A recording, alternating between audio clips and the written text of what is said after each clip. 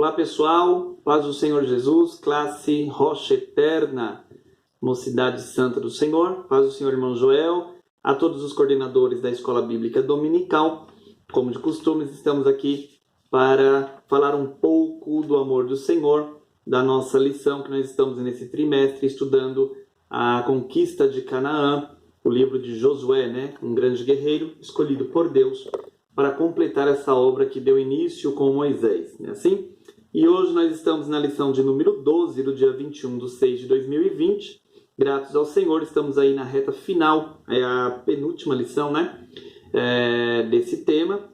E nós vamos falar aqui, baseado no tema As cidades de refúgio são estabelecidas. No texto do dia, vai dizer: Deus é o nosso refúgio e fortaleza, socorro bem presente na angústia. Salmo 46, verso 1. Em nossa síntese, vai dizer assim: assim como as cidades de refúgio de Israel, Jesus é o nosso abrigo em todas as circunstâncias da vida. Amém? Então, é a nossa síntese aí. E nós vamos para o texto bíblico, para a nossa leitura, que está em Josué, capítulo de número 20, verso 1 ao 6. Falou mais o Senhor a Josué, dizendo: fala aos filhos de Israel, dizendo: apartai para vós as cidades de refúgio, de que vos falei pelo ministério de Moisés, para que fuja para ali o homicida que matar alguma pessoa por erro e não com intento, para que vos seja um refúgio do vingador do sangue. E fugindo para alguma daquelas cidades, por-se-á a porta da cidade, e propará as suas palavras perante os ouvidos dos anciões da tal cidade.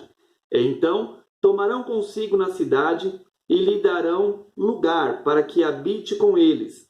E se o vingador do sangue o seguir, não entregarão na sua mão o homicida, porquanto não feriu o seu próximo com intento e o não aborrecia dantes.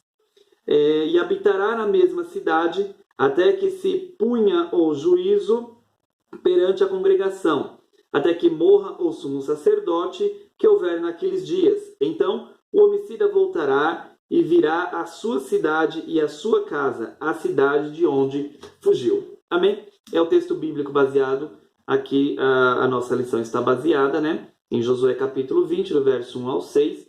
Depois vocês se aprofundem mais, peguem a Bíblia, né? E façam uma leitura, e qualquer dúvida nós estamos à disposição para comentar. Não sabendo eu, vou recorrer a quem sabe e a informação será dada. Amém, meus irmãos? Então, em nossa introdução, vai dizer assim: chega ao fim a distribuição da terra entre as tribos. Então o Senhor determina o estabelecimento das cidades de refúgio.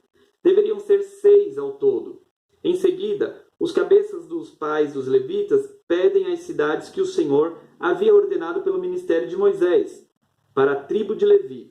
Tudo foi realizado conforme a palavra do Senhor. Concluída essa etapa importante, Josué despediu as tribos transjordânicas, as quais cumpriram com muita galhardia sua missão, ou com muita eficácia sua missão. Amém? Então, nós estamos diante aí de um tema que vai falar a respeito ali já da divisão das terras, né? Para todos aqueles que estavam empenhados nesta obra, de pelejarem e pela luta, né, da conquista da terra prometida. Enfim, chega esse momento onde Josué, né, toma a frente e começa a fazer a partilha, aquilo que havia sido prometido pelo Senhor, e feito o acordo entre os líderes, né, assim? Então nós vamos ver que o Senhor tem uma preocupação em específico aqui. Ele fala a respeito daquelas pessoas que cometeram um erro ou um homicídio, como foi bem lido aqui, mas que não foi intencional, né? Alguma coisa aconteceu e não houve o intento de matar uma outra pessoa, e o Senhor se preocupa em resguardar essas vidas. Sempre lembrando que o nosso Deus é um Deus de justiça, né?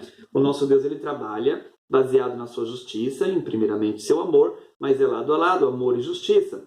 Então Deus não está criando aqui umas cidades de refúgio para esconder o pecado ou para livrar alguém simplesmente por uma afeição, mas sim porque ele estava agindo dentro de sua justiça, e ali estava estabelecido as regras desde do período de Moisés, né, assim, e foi criado essas cidades, que eram cidades de refúgio, para que essa pessoa que cometeu esse crime, né, ou que cometeu esse erro, não fosse punida ou morta por alguém que quisesse vingar o sangue de alguma outra pessoa. Bom, para ficar um pouquinho mais claro assim, é mais ou menos como acontece nos nossos dias, né? Um exemplo aqui, é óbvio que ninguém torce para o mal e nem estamos aqui fazendo alusão de defesa do mal, não é isso. Mas nós temos que ser coerentes com aquilo que falamos e aquilo que acreditamos, né? Assim? Então, pode, por exemplo, como muitas das vezes nós vemos nas reportagens, ou mesmo acontece de repente perto de nós, talvez até com algum familiar, não sei, de repente aconteceu, né?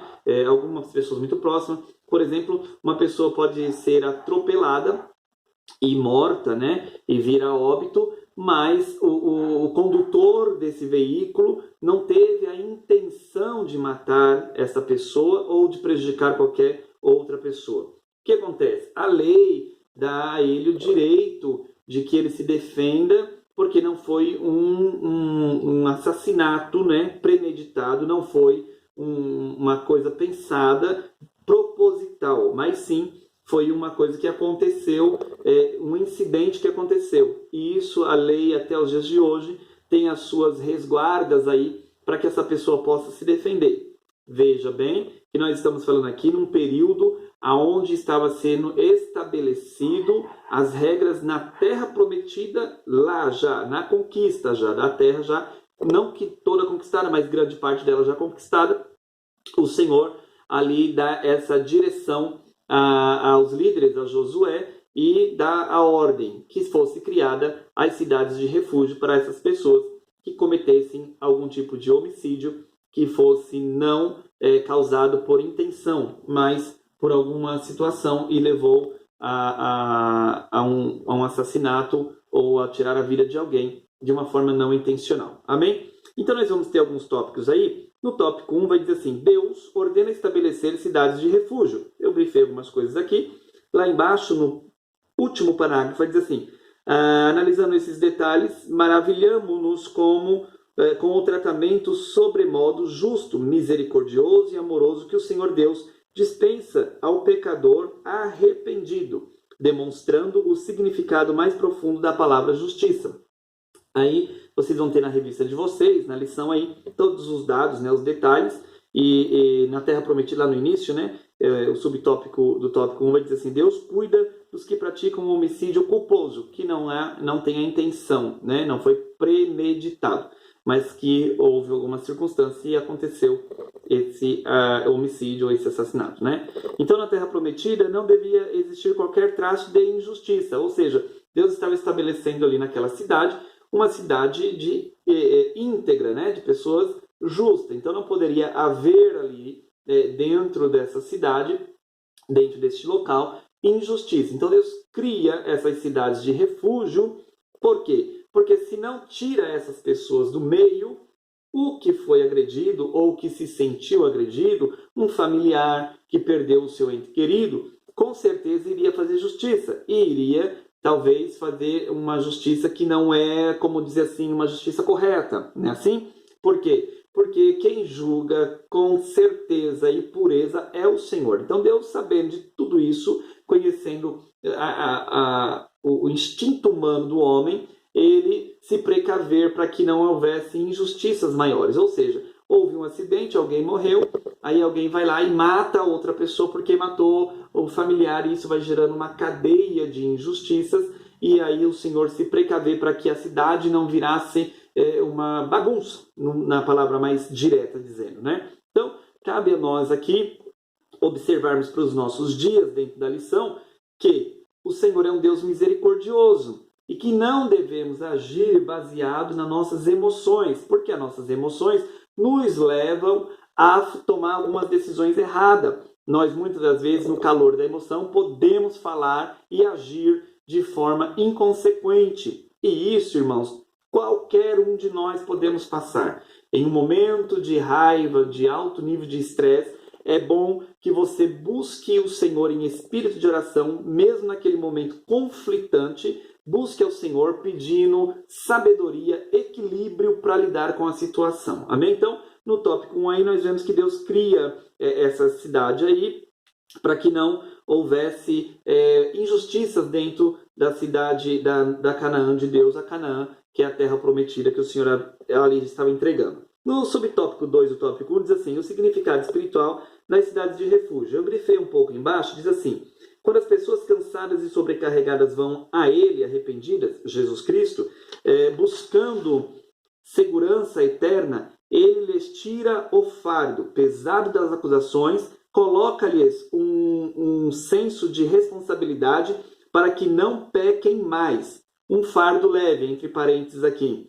E em contrapartida, oferece-lhes alívio e refrigério. Mateus, capítulo 11, do verso 28 ao 30, vai falar aí a respeito do fardo do Senhor. Então, o sentido espiritual, para nós, nos dias de hoje, é justamente isso. O Senhor, Ele nos livra da culpa, mas deixa o fardo dele, que é leve e suave, para que nós não venhamos nos esquecer daquilo que somos e daquilo que praticamos. Ah, mas o Senhor já perdoou? Perdoou. Mas é bom que o homem sempre tenha em memória que ele foi perdoado e não foi pelo seu próprio gabarito passado adiante de uma situação e esquecido por completo.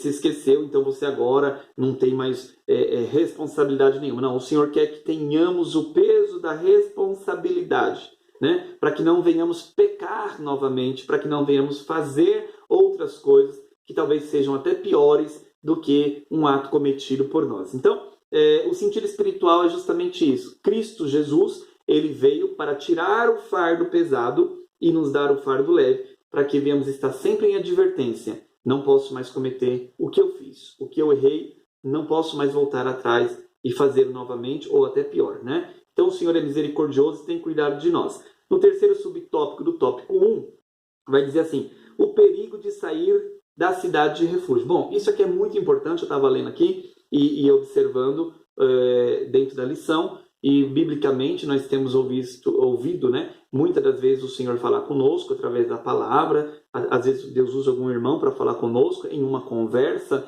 cotidiana, Deus por misericórdia fala conosco. Veja bem, eu grifei aqui embaixo, está assim, todavia inexistia a proibição para que o homicida saísse da cidade. Ele poderia, usando seu livre-arbítrio, transpor os portões externos e seguir o seu caminho, o que seria muito perigoso diante da fúria do vingador do sangue. Deuteronômio, capítulo 19, no versículo 6. Da mesma maneira, sair da cidade de refúgio chamada Jesus Cristo não é uma sábia conduta. Antes, pelo contrário, põe a ovelha desgarrada em risco iminente de morte eterna. Bom, como nós estamos dentro da lição, está falando aqui que esses homens que eram acolhidos, né, que era feito todo ali um júri, né, entre os anciões da cidade, os sacerdotes, e ali se fosse constatado realmente que essa pessoa tinha cometido esse ato, mas não por intenção ou por vontade, mas de uma forma involuntária, aconteceu um homicídio, né, uma coisa trágica, se fosse constatado isso daí, essas pessoas eram absorvidas a essas cidades de refúgio e ali elas tinham segurança, ou seja, o familiar, o marido, a esposa, o irmão, o sobrinho, enfim, aquele que se sentiu agredido pela perda do seu ente querido, não tinha autonomia para entrar dentro dessas cidades e vingar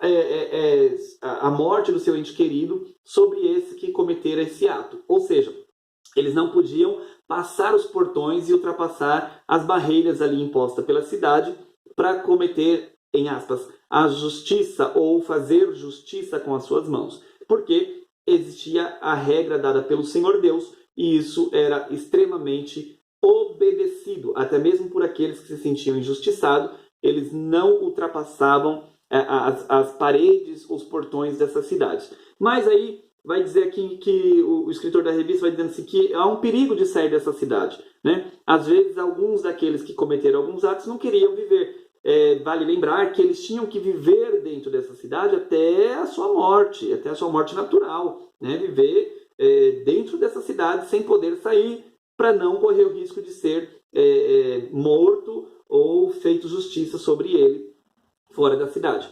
O que o escritor escreve aqui é que a Bíblia fala que a ordem do Senhor era: não saia dos portões. Mas alguns queriam sair, então assumiam o próprio risco. E aqui, trazendo para os nossos dias, o escritor escreve: não devemos sair da cidade de refúgio hoje, chamada Jesus Cristo, se distanciar de Cristo. E eu acho interessante que ele colocou aqui, antes, pelo contrário, se você sai da presença da cidade chamada Jesus Cristo, você está como a escrita aqui: põe a ovelha desgarrada, ou seja, fora do aprisco, distante do aprisco do Senhor, em risco iminente de morte eterna. Eu quero frisar bem isso daqui a respeito de morte eterna. Veja bem que nós não estamos aqui tratando de uma morte simplesmente física, porque essa talvez nem aconteça de imediato. É óbvio que nós não vamos viver eternamente nesse corpo. Em algum momento nós vamos ser desligados, né, dessa matéria, ou se alcançarmos o período do arrebatamento, que eu creio que pode ser agora, pode ser neste momento, nós vamos ser arrebatados, né? Mas tudo indica que nós vamos seguir o ciclo da vida normalmente e chega uma hora que nós vamos se desligar desse corpo. Mas aqui o escritor dá uma ênfase não somente para esta vida, para este período, mas ele está falando de um perigo iminente de morte eterna, ou seja, pós-morte física carnal, a morte espiritual de alma, de viver condenado pela eternidade por causa de exercer um livre-arbítrio e sair da cidade de refúgio chamada Jesus Cristo, se distanciar de Cristo. Então fica um alerta para você jovem, para você meu irmão, minha irmã, cuidado com aquilo que está sendo proposto para ti, cuidado, porque às vezes nós estamos dentro de um templo físico, mas estamos distante do aprisco do Senhor Jesus. Que nesta lição você absorva isso. Fique dentro da cidade chamada Jesus Cristo. Amém? Aí tem aqui um balãozinho do Pense, né? Que está assim: da mesma maneira, sair da cidade de refúgio chamada Jesus Cristo não é uma sábia conduta, antes, pelo contrário, põe a ovelha desgarrada em risco iminente de morte eterna, que foi o que nós acabamos de falar. Então, vigiemos para alcançarmos a cidade eterna da glória e vivermos com Cristo. Amém? O tópico 2, eu vou adiantar rapidinho aqui para o nosso tempo não ficar muito corrido. O tópico 2 é assim: os levitas exigem sua herança. Lá embaixo tem o subtópico do tópico 2, aí o subtópico 1 diz assim: a demora em conceder a herança dos levitas. Embaixo eu grifei: o que aconteceu em Israel acontece no seio da igreja. Por isso, deve-se ter todo cuidado para que não fiquemos seduzidos com os bens recebidos e desprezemos o princípio divino. Mais bem-aventurada coisa é dar do que receber. Atos capítulo 20, verso 35. O que quer dizer isso? Josué conquistou ali grande parte da cidade, né, da terra prometida, e houve uma empolgação entre as lideranças, e glória a Deus, estamos com a posse da vitória, conquistamos, e foi se esquecido, né, por algum momento, de fazer as partilhas de imediato, né? E aí os levitas, eles reivindicam a sua parte de herança da terra, né? Então, o escritor da revista aqui pega esse pequeno episódio e nos traz uma lição aqui também, que nós devemos estar atento, né? Tomar todo cuidado para não ficarmos seduzidos com as bênçãos terrenas.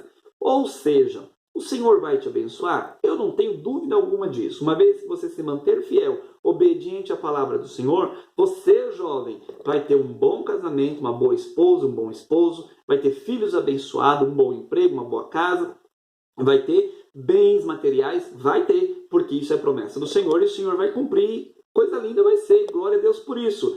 Mas, nesta lição, fica aí uma observação para nós ficarmos atentos. Não se deixem seduzir por nada que é terreno, né? Aqui houve um pequeno atraso, né, na divisão, mas os levitas se levantaram e falaram: olha, a nossa parte também precisamos para seguir as nossas vidas, né? Então, tudo aquilo que Deus colocar no seu coração e tudo aquilo que Deus te der, não seja maior do que Cristo. Antes, tudo seja submisso ao nome de Jesus, seja abaixo do nome de Jesus, porque Ele é o grande, Ele é o santo. Amém?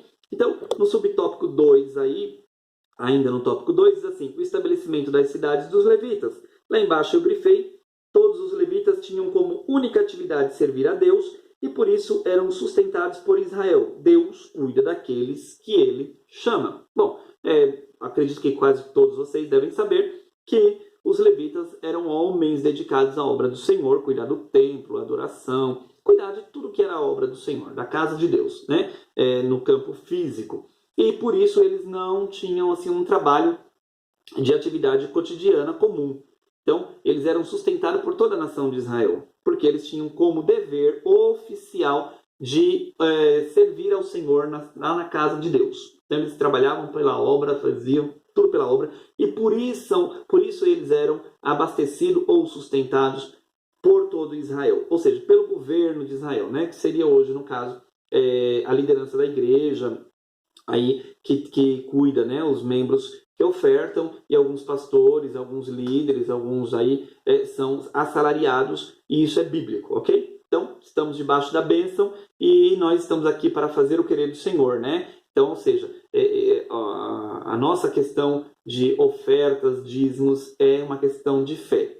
A partir do momento de entregue na obra do Senhor, há pessoas capacitadas para administrar isso e fazer tudo conforme o Senhor o quer. A nossa parte nós fazemos, e o nome do Senhor sempre é glorificado, e ainda somos abençoados por misericórdia. Amém? Então, os levitas têm aí o seu sustento garantido por trabalharem na obra do Senhor. E veja bem, não é querer ser levita, é ser escolhido por Deus para ser levita. Ou seja, não é querer ser pastor, não é querer ser um dirigente, é ter um chamado. Isso é muito importante. Amém? Se não tiver o chamado, fica complicado, porque aí no meio do caminho vai ficar pesado o fardo e certamente não vai suportar a trajetória até o final. Vamos lá? Subtópico 3, o tópico 2 diz assim: a fidelidade de Deus, eu grifei lá embaixo, todas as coisas que sucederam desde o dia que saíram do Egito, cooperaram para o bem dos israelitas, que amavam a Deus. Os rebeldes, porém, ficaram pelo caminho. Bom, a história os irmãos conhecem e vale sempre ressaltar. Irmãos, obedeçam a Deus. Vejam que todos estavam juntos desde a saída do Egito lá. Mas os que eram rebeldes, os que desobedeceram ao Senhor, esses ficaram pelo caminho. Que não sejamos a parte que desobedece ao Senhor. Que não façamos parte deste grupo que está andando com um grupo que está indo para Jerusalém, que está indo para o céu, mas que na hora do momento da entrada será feito a divisão. Serão separados os que servem e os que não servem. Ou seja, na porta do céu haverá a divisão entre o joio e o trigo. Então, cabe a mim e a você ficarmos em alerta. Fique em alerta. Ande do lado que adora ao Senhor em espírito e em verdade. Então, a fidelidade a Deus fez com que aqueles que fossem obedientes ao Senhor entrassem na terra prometida e vivessem do melhor desta terra. Porém, os que eram rebeldes ficaram pelo caminho. Não conseguiram chegar até o cumprimento da promessa. Amém? Então, vamos lá. O tópico 3 aqui, nós já encerramos. Josué abençoa os Rubenitas, os Gaditas e a meia tribo de Manassés. Então, no subtópico 1 aí do tópico 3, assim, 2 tribos e meia são despedidas. Eu grifei um pouquinho embaixo, assim, na vida ministerial, muitos são comissionados para realizarem algo importante para Deus, mas nem sempre todos conseguem completar em todo o seu desígnio, como foi o caso dessas tribos. Uns plantam, outros regram e outros colhem. O certo é que os propósitos de Deus sempre serão alcançados. Ou seja, nós começamos uma obra, o Senhor confia em nós alguma coisa, algo dentro do seu reino. Nós vamos fazer até o momento que as nossas forças nos for cabíveis. Porque a Bíblia diz que tudo o que te vier à mão para fazer, faça conforme as tuas forças. Pode ser que eu não consiga concluir o objetivo final, mas vai vir alguém pós mim e vai dar andamento e tudo vai dar certo para a glória do nome do Senhor. O importante é que nessa trajetória do cumprimento daquilo que Deus colocou para eu fazer, para você fazer, nós somos abençoados e guardados por Deus. Amém? Então, vamos seguindo um pouquinho mais. O subtópico 2 diz assim: exortação à obediência. Bom, obediência, nós falamos isso aqui constantemente e eu acredito que você tem se esforçado. Não é fácil ser obediente, irmãos. Não é fácil negar a nossa própria vontade. Não é. A nossa carne quer gritar mais alto, mas o nosso espírito tem que estar pronto para vencer todas as vontades carnais. Vamos lá. Eu grifei aqui. Josué os exortou que tão somente tem de cuidar de guardar com diligência o mandamento e a lei que Moisés, o servo do Senhor, vos mandou. Ou seja, eles precisavam se manterem fiéis. Que grande advertência para a igreja dos dias atuais. Ou seja, ele estava falando aqui para essas tribos, olha, vocês agora vamos estar separados geograficamente, né? Não vamos estar no mesmo ambiente, mas mantenha as suas vidas em obediência, mantenha o compromisso com o Senhor. Fica para mim e para você, nós vamos ficar batendo nessa tecla constantemente. Obediência ao Senhor, porque obedecer é melhor do que sacrificar. Guarde isso e pratique isso na sua vida e você será abençoadíssimo. E aqueles que estão à tua volta vão querer estar perto do seu Deus, porque vão ver que as mãos do Senhor estão sobre vocês. Amém? O terceiro subtópico do tópico 3 diz assim, o altar junto ao Jordão. Então, esse episódio demonstra que entre os irmãos deve haver comunicação, entendimento, cumplicidade no serviço do Senhor. Nenhuma atitude autônoma que traga divisão, conflito, controvérsia deve ser cultivada, pois Deus ama a unidade. Todos juntos, todos no mesmo propósito, caminhando juntos rumo a Canaã do céu. Então, aqui foi levantado um altar e alguns lá da outra tribo, lá do norte, falaram, mas vocês vão fazer aí. Não, esse altar era simbólico, não era para ser feito sacrifícios, né? Foi explicado e o mal-entendido foi resolvido. Ou seja, às vezes nós temos a intenção de fazer e a intenção é até boa, mas se não houver comunicação, pode gerar atrito. E isso não é o que Deus quer. Deus não quer atrito no meio da tua obra. Ou seja, nós como um grupo da igreja, vocês como um grupo de mocidade, talvez tenha um jovem que tem uma ideia assim, legal, isso vai dar muito bom, muito certo. Aí você põe em prática, mas não comunicou a sua liderança, não comunicou o pastor, não comunicou os coordenadores que estão responsáveis. Isso pode gerar um atrito, certamente vai gerar, mas nesta noite, nesta lição, que você possa estar atento àquilo que o Senhor tem para você, não passando, no ditado popular, o carro na frente dos bois. Tudo numa ordem. Comuniquem. Teve uma ideia boa? Todas as ideias para o reino de Deus serão absorvidas, uma vez que se comprove que são proveitosas, serão absorvidas. Mas precisa ser conversado, né? É a mesma coisa no convívio particular, né? Entre irmãos, né? Você tem uma amizade comigo, você tem uma proximidade comigo, mas de repente um dia eu falei alguma coisa que te feriu, né? Aí você ficou ferido ali ou ferida e você não falou para o irmão Fábio, mas aí você comentou com outro irmão que também é próximo de você, com outra irmã, e isso vai gerar um conflito. Então, procure resolver essas coisas diretamente com aquele que supostamente te falou alguma coisa que te agrediu, fez algo que você não gostou, né? Talvez essa pessoa nem tenha percebido que tenha feito isso. Isso é bom para o reino de Deus, e isso é bom para manter a nossa alma limpa, a nossa consciência tranquila, o nosso posicionamento diante de Deus tranquilo. Então essa lição de hoje vem nos trazer aí um prato farto de dicas, não é assim? Comunicação é importante, obediência a Deus importantíssimo, né? E eu começo uma obra, talvez não consiga terminar, mas Deus vai pôr outro no meu lugar e vai dar seguimento, e eu tenho que estar torcendo, vai dar tudo certo, dando apoio se for possível de perto, se não de longe em oração. Enfim, nós somos uma unidade, amém? E a cidade de refúgio foi feita por misericórdia do Senhor, e o Senhor tem cidade de refúgio para mim e para você. Se o inimigo está te acusando, clame o sangue de Jesus, vai para a cidade de refúgio chamada Jesus Cristo, e a vitória será minha e sua em todo o tempo que colocarmos Jesus à frente da nossa vida. Deus abençoe a todos vocês em nome de Jesus. Amém!